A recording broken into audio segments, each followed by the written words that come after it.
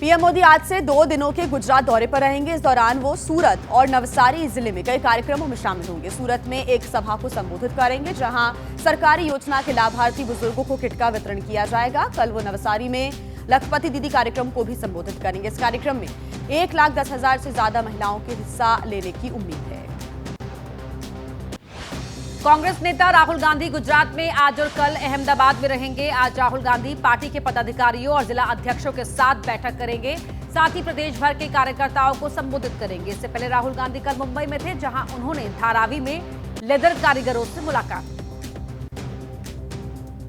BJP अध्यक्ष JP Nadda ने कांग्रेस पर कड़ा प्रहार किया। उन्होंने कहा कि आज कांग्रेस पार्टी ना ही राष्ट्रीय पार्टी और ना ही वैचारिक पार्टी है, ये भाई बहन माता की पार्टी रह गई है। पद्म पुरस्कार देने की प्रक्रिया का जिक्र करते हुए नड्डा ने यह भी कहा कि पीएम मोदी के आने के बाद ये सम्मान हर उस व्यक्ति को मिलता है जो उसका हकदार होता है, और सही मायने में यही लोकतंत्र है, जिस पर कांग्रेस नेता उदित राज ने कहा है कि अगर कांग्रेस ना होती तो ना मोदी जी होते और ना ही नड्डा जी होते। औरंगजेब पर दिए गए बयान मामले में मुंबई पुलिस समाजवादी पार्टी के विधायक अबू आजमी से जल्द पूछताछ कर सकती है। अबू आजमी पर गिरफ्तारी की तलवार भी लटकी है। हालांकि सूत्रों के मुताबिक उनकी गिरफ्तारी तुरंत नहीं होगी। इस बीच एबीपी न्यूज से बातचीत में अबू आजमी ने कहा है, किसी भी महापुरुष को लेकर कोई गलत बात नहीं की है। अबू आजमी को लेकर महाराष्ट्र में सड़क से लेकर सदन तक हंगामा मचा हुआ है। विधानसभा में भी अबू आजमी को लेकर बवाल हो रहा है। सीएम देवेंद्र फडणवीस ने अबू आजमी को तुरंत गिरफ्तार करने की मांग की है। शिवसेना यूबीटी के नेता आदित्य ठाकरे ने अबू आजमी को विधानसभा से स्थायी तौर पर निलंबित करने की मांग की है। औरंगजेब को लेकर बिहार में भी सियासत गर्मा गई है। जेडीयू के एमएलसी खालिद अनवर ने कहा है कि वो अपने बयान पर कायम है। खालिद अनवर ने कहा था, औरंगजेब निर्दयी शासक नहीं था। केंद्रीय मंत्री चिराग पासवान ने कहा है कि जो भी इतिहास जानता है उसे पता है कि औरंगजेब कितना क्रूर शासक था। सिर्फ तुष्टीकरण के लिए ऐसे बयान दिए जा रहे हैं। कुछ शरारती तत्वों ने दिल्ली में अकबर रोड के साइन बोर्ड्स पर कालिख पोत दी और वहां साइन बोर्ड पर छत्रपति संभाजी महाराज का पोस्टर लगा दिया। तो वहीं हिंदू सेना के अध्यक्ष विष्णु गुप्ता ने गृह मंत्री को लेटर लिखकर औरंगजेब को क्रूर शासक घोषित करने और उसकी कब्र खोदकर अरब सागर में डालने की भी मांग कर दी है। यूपी से बीजेपी के राज्यसभा सांसद दिनेश शर्मा ने दिल्ली में अपने सरकारी आवास की नेम प्लेट बदल दी है। दिनेश शर्मा ने सरकारी आवास का पता 6 तुगलक लेन की जगह 6 विवेकानंद मार्ग लिखा। दिनेश शर्मा ने नेम प्लेट बदलने के बाद आवास में गृह प्रवेश कर पूजा अर्चना की। महाराष्ट्र में मराठी भाषा को लेकर सियासी घमासान जारी है। आरएसएस नेता भैयाजी जोशी ने अपने बयान पर सफाई दी। उन्होंने कहा कि मराठी पर दिए गए बयान को तोड़ मरोड़ कर पेश किया गया है। उनका ये कहना है कि बाहर से आने वाले लोगों से ये उम्मीद की जाती है कि वो मराठी भाषा सीखें। इससे पहले भैयाजी जोशी ने कहा था कि मुंबई में रहने वाले हर व्यक्ति के लिए मराठी आना जरूरी नहीं है। भैयाजी जोशी के बयान पर महाराष्ट्र के डिप्टी सीएम एकनाथ शिंदे ने कहा कि उन्होंने अपनी सफाई दे दी है। सभी का ये मानना है कि महाराष्ट्र में मराठी ही बोली जाएगी। शिवसेना यूबीटी अध्यक्ष उद्धव ठाकरे ने कहा है कि भैयाजी जोशी के खिलाफ देशद्रोह का मामला दर्ज किया जाना चाहिए। एनसीपी शरद गुट के नेता जितेंद्र आव्हाड ने कहा कि भैयाजी जोशी ने मराठी लोगों का अपमान किया है। बिहार में महागठबंधन विधायक दल की बैठक में बड़ा फैसला किया गया है। बैठक में यह तय हुआ है कि सही समय पर सीट बंटवारा होगा। आरजेडी की ओर से कहा गया है कि सीट बंटवारे में सभी सहयोगी दलों का उचित सम्मान किया जाएगा। हालांकि आरजेडी की तरफ से तेजस्वी यादव को सीएम चेहरा बताया गया। आरजेडी ने कांग्रेस के नेताओं को सीएम के दावेदार पर बेवजह बयानबाजी नहीं करने की भी नसीहत दी है। बिहार विधानसभा चुनाव के तेजस्वी यादव ने वादों का पिटारा खोल दिया है। तेजस्वी ने कहा है कि उनकी सरकार बनते ही शराबबंदी कानून के कड़े प्रावधानों को खत्म कर दिया जाएगा। तेजस्वी ने 200 यूनिट बिजली फ्री देने का भी वादा किया। इस पर जेडीयू ने तंज कसते हुए कहा कि जो लालटेन से ऊपर नहीं उठ पाए वो आज पूरे राज्य को फ्री बिजली देने की बात करते हैं। मंत्री प्रेम कुमार ने कहा कि तेजस्वी कभी भी सत्ता में नहीं आने वाले हैं। बिहार विधानसभा में आज भी हंगामे के आसार हैं। सदन की कार्यवाही से पहले विपक्षी महागठबंधन के विधायक डोमिसाइल नीति की मांग को लेकर धरना प्रदर्शन कर सकते हैं। कल विधानसभा में तेजस्वी यादव ने कहा कि 2022-24 तक राज्य में 2 लाख नौकरियां दी गई हैं और उस वक्त महागठबंधन की ही सरकार थी, जिस पर डेप्यूटी सीएम सम्राट चौधरी ने पलटवार किया और कहा कि तेजस्वी अपनी पढ़ाई पूरी नहीं कर सके, वो आंकड़ों की बात कर रहे हैं।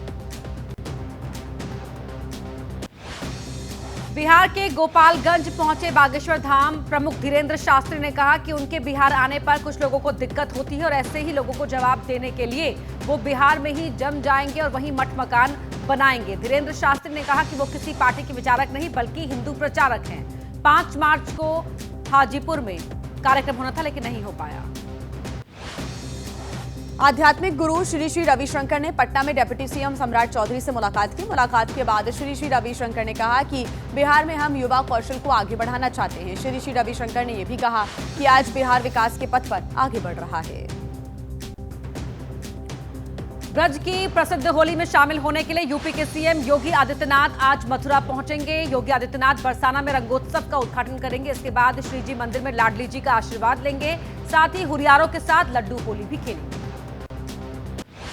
बीएसपी अध्यक्ष मायावती ने बीजेपी पर निशाना साधा है। उन्होंने कहा है कि केंद्र और यूपी की सरकारें बात तो बहुत कर रही है लेकिन जमीन पर कोई काम नहीं दिख रहा है। उनके सभी वादे हवा हवाई हैं। बीजेपी सरकार भी कांग्रेस के नक्शे कदम पर चल रही है। मायावती ने कहा कि कांग्रेस ने भी जनता के लिए कुछ नहीं किया, उसी राह पर बीजेपी भी चल रही है।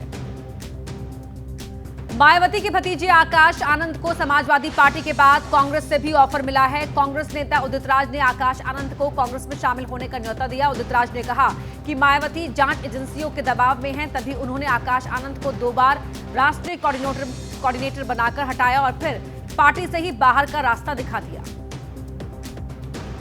हरियाणा में कांग्रेस विधायक दल की बैठक में नेता प्रतिपक्ष पर फैसला नहीं हो सका। इस पर भूपेंद्र सिंह हुड्डा का बयान आया है। उन्होंने कहा कि केंद्रीय नेतृत्व को लेकर नेता प्रतिपक्ष चुनने का उनको अधिकार दिया हुआ है। कांग्रेस में मचे घमासान पर बीजेपी नेता अनिल विज ने चुटकी ली और कहा कि कांग्रेस विधायक हुड्डा को नेता प्रतिपक्ष नहीं बनाना चाहते हैं। बाबूलाल मरांडी झारखंड विधानसभा में नेता प्रतिपक्ष होंगे। केंद्रीय पर्यवेक्षकों भूपेंद्र यादव और के लक्ष्मण की मौजूदगी में बाबूलाल मरांडी को बीजेपी विधायक दल का नेता चुना गया। बाबूलाल मरांडी बीजेपी के सीनियर नेता हैं और राज्य के सीएम भी रह चुके हैं और फिलहाल झारखंड बीजेपी के अध्यक्ष भी हैं। इस साल शुक्रवार को होली और जुमा एक ही दिन है और इसलिए धार्मिक और सामाजिक सौहार्द बनाए रखने के लिए यूपी के संभल में प्रशासन और पीस कमेटी के बीच बैठक हुई। इस बैठक में संभल के सीईओ अनुज चौधरी ने मुस्लिम समाज को हिदायत दे दी है कि अगर मुस्लिम समुदाय को रंग से परहेज है तो उस दिन घर से बाहर ही ना निकले। पीओके पर विदेश मंत्री एस जयशंकर के बयान से पाकिस्तान में हड़कंप मचा हुआ है। पाकिस्तान के विदेश मंत्रालय ने कहा भारतीय विदेश मंत्री का बयान आधारहीन है और भारत बिना मांगे ही नसीहत दे रहा है। जम्मू कश्मीर के सीएम उमर अब्दुल्ला ने कहा कि पीओके को वापस लेने से किसने रोका है, करगिल युद्ध के दौरान ही इसे वापस ले लेना चाहिए था। दरअसल विदेश मंत्री एस जयशंकर ने लंदन में कहा कि भारत पीओके को वापस लेकर ही रहेगा। दिल्ली में अवैध रूप से रह रहे बांग्लादेशियों के खिलाफ दिल्ली पुलिस की वेरिफिकेशन ड्राइव लगातार जारी है। नई दिल्ली के मंदिर मार्ग इलाके में दिल्ली पुलिस ने 3 जगहों पर वेरिफिकेशन अभियान चलाया, जिसमें डोर टू डोर वेरिफिकेशन किया गया। लोगों के पहचान पत्रों की जांच भी की गई। राजस्थान के जयपुर में पुलिस ने सटोरियों का जुलूस निकाला। 48 लाख कैश के साथ 41 सटोरिये पकड़े गए थे। जुए के अड्डे से गिरफ्तार किए गए आरोपी सिर्फ जयपुर के नहीं आसपास के जिले अजमेर, कोटा से भी थे, जो जयपुर जुआ खेलने आए थे और पकड़े गए।